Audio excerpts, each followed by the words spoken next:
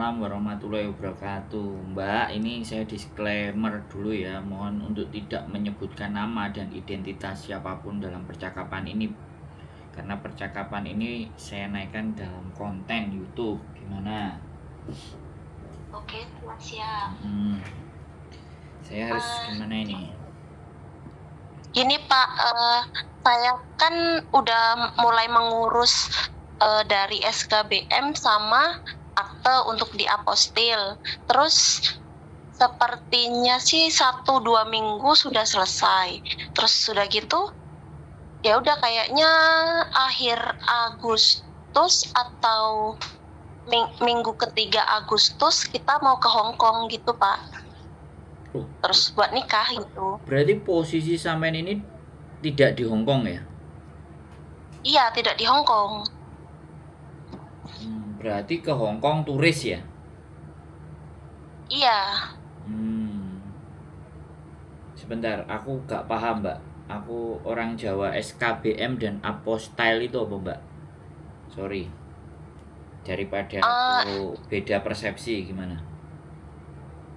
Iya kan waktu itu kan saya tanya nih sama kawan yang sudah menikah dengan orang luar. Saya tanya persyaratannya apa. Terus ya itu katanya SKBM itu kan surat keterangan belum pernah menikah. Oh, Terus Oke, terus. ya sama itu diapostil sama akte kelahiran juga diapostil sama ditranslate itu tadi katanya. Oke. Terus? Ya iya. Terus udah gitu katanya ya udah Mbak karena Mbaknya kurang paham mending cari pengacara aja buat nikahin gitu.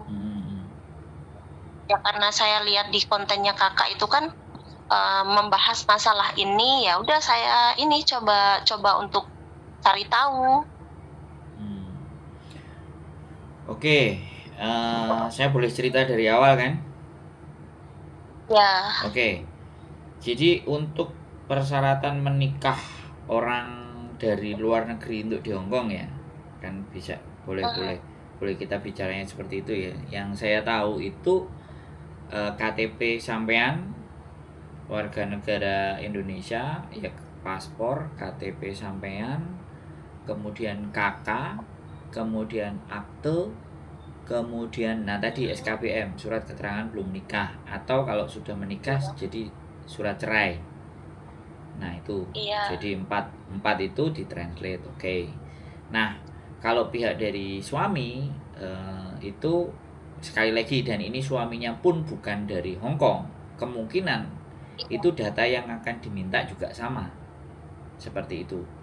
Jadi paspor, kemudian KTP, kartu identitas, paspor, KTP, kemudian KK, akte atau surat tadi cerai dan belum nikah. Nah, karena ini kemarin saya membantu proses anak Indonesia yang dua pasang kemarin, dan kebetulan mereka menggunakan online tapi tidak menggunakan pengacara, langsung ke merit register. Jadi merit register in Hong Kong kan seperti itu kan, ada situsnya, kemudian ada juga informasinya di situ bahwa orang luar pun boleh menikah di Hong Kong dengan term and condition. Nah kalau sampai misalnya langsung pingin dibantu dengan pengacara, karena saya sekali lagi tidak ada legalitas ya, saya hanya cuma membantu teman-teman saja, memberikan arahan ke sini dan ke situ. Saya kalau sampean mau, sampean saya kasih nomornya pengacara kalau itu mau pakai pengacara. Tapi aku nggak ngerti, pengacara itu hitungan saya kemarin itu lokal, artinya lokal itu kita yang datang ke kantornya. Kalau sampean kan di luar, karena ada juga wedding organizer kan, ada yang kayak gitu tuh Mbak, yang bisa mengatur pernikahan kita itu apakah memang dalam cuman persyaratannya atau sekalian sudah dalam partinya atau semuanya kan ada. Jadi dia yang ngurusin semua. Tapi kalau pengacara dia cuman mengarrange dan segala sesuatunya, sehingga tinggal tanggalnya kapan sampai bisa menikah. Yang kebetulan saya bantu kemarin itu dia dengan dia sendiri. Jadi dia tidak bantuan pengacara. dia melakukan semuanya sendiri baik online dari Indonesia 2 pasang karena terjadi keperbedaan agama, makanya butuh Iya, surat pengakuan nikah, itu mereka menikahnya di Hong Kong.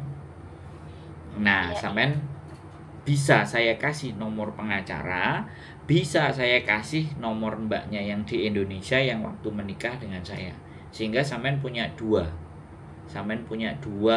pandangan dan dua gambaran mana yang mau sampean ambil.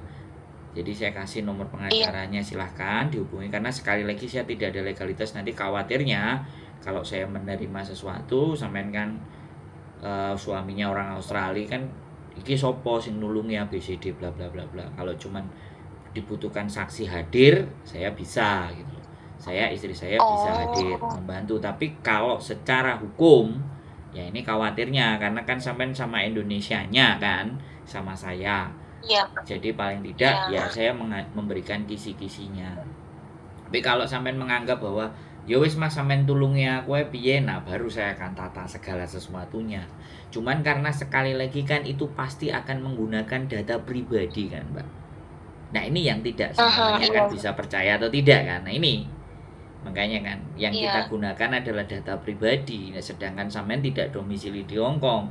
Nah kalau teman-teman yang saya bantu kan dia ada di Hong Kong, sehingga bisa datang ke rumah saya, bisa tahu, bisa mengerti, bisa memahami. Nah sampean kan ya sekali lagi bukannya saya nggak menganggap sampean nggak percaya dengan saya, namanya juga baru nonton di konten kan, seperti itu kan. Nah, iya, benar. artinya saya kasihkan lembaga yang resmi, satu yaitu pengacara, yang satu adalah teman kami yang pernah melakukan pernikahan di Hong Kong dan mereka dua-duanya warga negara Indonesia dan datang ke sini hanya sebagai turis terus menikah. Nah, seperti itu Oke, supaya Kak. lebih jelas. Dan nanti kalau Iya, misalnya boleh. nanti sudah schedule dan jelas, kalau memang sampean butuh saksi untuk bisa datang di hari hanya, boleh dikontak baru. Kalau itu kan otomatis kan tidak ada pengikatan sesuatu kan, cuman minta tolong kalau seandainya tidak membawa Iya, keluarga dari sana. Kalau membawa keluarga kan iya, itu pasti urusannya beda. Itu saya nggak ada iya, masalah. Jadi ini yang ingin sebenarnya saya jelaskan kepada sampean, karena Hong Kong ini benar-benar sangat simple, sangat sederhana dan gampang untuk bisa menikah iya, iya, dengan latar belakang religi yang berbeda, latar belakang apapun, karena mereka benar-benar menghargai hubungan cinta kasih itu sudah tidak ada batasan. Itu yang saya senang iya, dari benar, Hong benar. Kong. Begitu ceritanya Mbak. Wes, kira-kira apalagi Ya, yang masih sampai ingin tanyakan? ya itu ya karena kita kan hanya kita berdua nih Hmm. langsung datang ke Hong Kong, kita di situ nggak punya teman, kita nggak punya keluarga. Nah, kita bingungnya nanti saksinya gimana? Apa kita minta tolong sama siapa aja, mbak-mbak libur untuk buat saksi gitu. Tapi nanti gimana? Bisa enggak gitu loh, Pak. Hmm. Hmm. Tapi kalau misalkan bapaknya tidak keberatan dan bisa, ya nggak apa-apa, nanti bisa kita kasih fee Hmm. buat jadi saksi gitu. Bisa, ya itu bisa diatur Mbak. Yang penting pendaftarannya ini kan yang harus harus diselesaikan dulu, dan pendaftaran ini kan juga pakai identitas pribadi yang nggak harus Iya, orang lain sampai tahu identitasnya sampean, identitas dari pasangan sampean. Nah itu kan lebih bagus lembaga yang memang resmi kan, kayak gitu ya. Sekali lagi bagi iya, saya akan menceritakan yang alur yang benar gitu loh, karena mau nggak mau ini kan baru kenalnya di YouTube. Jadi saya juga bukan ingin menjadi orang ya wis tak gagai gini, enggak, tapi secara prosedur by merit register langsung itu bisa, by pengacara langsung juga bisa. Jadi semuanya tergantung sampeannya. Nanti saya punya pengacaranya orang Hong Kong, ya pakai bahasa Inggris silahkan. Kalau sampean mau pakai referensi itu monggo, karena itu dulu yang dipakai oleh teman saya waktu menikah dan saya menghadiri acaranya. Dan itu waktunya kita yang nentukan, bukan schedule. Tapi kalau by merit register itu waktunya benar-benar dijadwal sama mereka. Kalau telat sedikit aja, karena kalau telat sedikit aja mereka pasti cancel, akan batal. Nah kalau batal itu kan akhirnya sampai mengalami kerugian. Tapi kalau di kantor pengacara itu Pokoknya dokumennya sudah siap, kantor pengacaranya sudah ngurus ke merit register, tinggal dia bawa suratnya, sampai tinggal datang menikah di kantor pengacaranya, selesai, sertifikatnya bisa keluar. Sudah bisa sampean bawa pulang. Tapi sebelum pulang, karena sampean warga negara Indonesia ya, aku nggak tahu paspornya dipegang mana. Tapi kalau sampean warga negara Indonesia ya sampean minta legalisasi dari KJRI, Konsulat Jenderal Republik Indonesia di Hong Kong, itu sampean satu, dan suami minta legalisasi lagi di kedubes Australianya di Hong Kong. Jadi merit register itu akan terverifikasi datanya oleh kedutaan masing-masing. Baru selesai, baru sampean bawa pulang. Begitu ceritanya, Mbak E. Bisa? Oke, siap. Bisa dipahami penjelasan saya? Iya Pak, sudah. Ya, siap. Nah, jadi kan komplit kan, kalau kayak gitu kan enak gitu loh. Jadi tinggal nanti kayaknya gimana? Kayaknya minta yang agent pengacaranya dulu. Boleh. Mau tanya-tanya dulu. Boleh. Gitu nanti. Boleh. Iya. Boleh, nanti saya kasih pengacaranya, boleh. Yang menikah itu dengan cara mereka sendiri, datang ke Hong Kong sendiri, karena memang biaya kan, mereka juga tidak mau ada tambahan biaya kan, otomatis mereka ngurusi sendiri, biar sampean bisa membandingkan, ada perbandingan. Oke, siap. Gitu aja. Oke, terima kasih ya.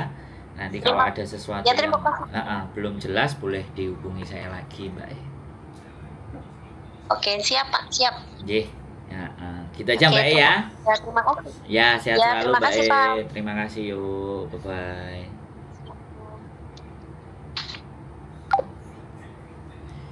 Oke teman-teman semuanya, sama-sama yang dari luar ingin menikah di Hong Kong, ya kalau kita bisa bantu ya kita bantu. Karena sekali lagi saya tidak berorientasi kepada uang. Sekali lagi, uang akan datang ke diri kita ketika kita bisa memberikan sesuatu.